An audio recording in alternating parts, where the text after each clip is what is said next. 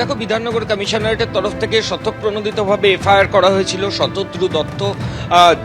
যে গোটা প্রোগ্রামটাই শতদ্রু দত্ত ইনিশিয়েটিভ, এই ফ্লেক্স সারা রাজ্যে সারা দেশে বিভিন্ন জায়গায় ছিল। শতদ্রু দত্ত সে ইতিমধ্যে গ্রেফতার হয়েছে, 14 দিনের পুলিশ কাস্টাডি রয়েছে। এরপর বিধাননগর পুলিশ কমিশনারেটের তরফ থেকে যেটা বলা হচ্ছে যে তারা 6 জনকে গতকাল রাতে নোটিশ পাঠিয়েছেন এবং এই 6 জনের মধ্যে একজন রয়েছেন লালটু। কে এই লালটু? লালটু হচ্ছেন শতদ্রু দত্তের ম্যানেজার। এই মেসির কলকাতার ইভেন্টের অন্যতম দায়িত্ব কিন্তু লালটুর ছিল। মূলত পুলিশের সাথে কোঅর্ডিনেশন, বিভিন্ন ইভেন্ট কোম্পানির সঙ্গে কোঅর্ডিনেশন, বিভিন্ন ভেন্ডারের সঙ্গে কোঅর্ডিনেশন, এই সমস্ত দায়িত্ব শতদ্রু দত্ত লালটুকে দিয়েছিলেন। পুলিশ সূত্রে খবর যে মেসি যেদিন সল্টলেক স্টেডিয়ামে আসবেন, যুবভারতী ক্রীড়াঙ্গনে আসবেন, তার একদিন আগে বাইপাসের ধারে হায়াত রিজেন্সি হোটেলে এই লালটুর সঙ্গে বিধাননগর কমিশনারেটের যারা টপ অফিশিয়ালস তাদের একটা মিটিং হয় এবং সেই মিটিংয়ে পরের দিনের ম্যাচে স্টেডিয়ামে কি কি থাকবে কি কি থাকবে না, ডুজ অ্যান্ড ডোন্টস, এই সমস্ত কিছু নিয়ে পুলিশ আধিকারিকরা লালটু অর্থাৎ শতদ্রু দত্তের যিনি ম্যানেজার তার সঙ্গে দফায় দফায় কথা বলেন।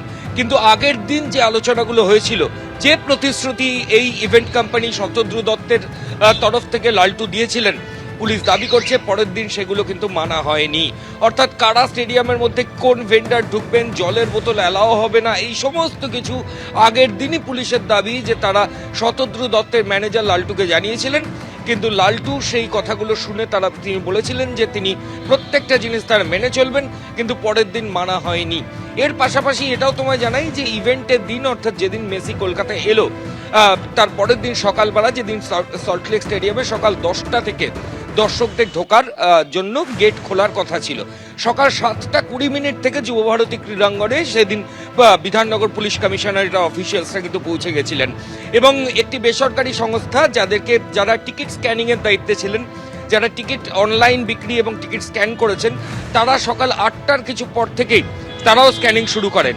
একটা নির্দিষ্ট সময়ের পরে দেখা যায় যে স্টেডিয়ামের ভেতরে আই কার্ড পরে প্রচুর লোক রয়েছেন, তারা জলের বোতল এবং বিভিন্ন খাবার দাবারের সামগ্রী বিক্রি করছেন। ফলত এই লোকগুলো কখন ঢুকলো এটা একটা বড় রহস্য এবং এর পেছনে একটা কি নেক্সাস আছে সেটাও কিন্তু বিধাননগর কমিশনারেটের গোয়েন্দারা দেখবেন। কারণ এরা আই কার্ড পরে এসেছে, তার মানে এরা অথরাইজড এবং এরা জলের বোতল স্টেডিয়ামের ভেতর বিক্রি করার কথা নয়। তাহলে জলের বোতল নিয়ে তারা স্টেডিয়ামের ভেতর কখন ঢুকলো, কারা তাকে নির্দেশ দিয়েছিল, এই সমস্ত কিছু পুলিশের তরফ থেকে খতিয়ে দেখা হবে।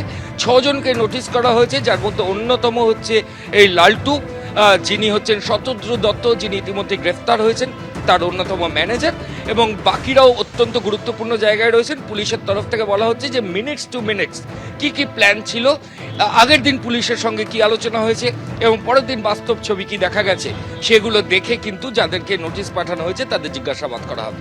ধন্যবাদ ময়ূর। এবিপি আনন্দ, এগিয়ে থাকে, এগিয়ে রাখে।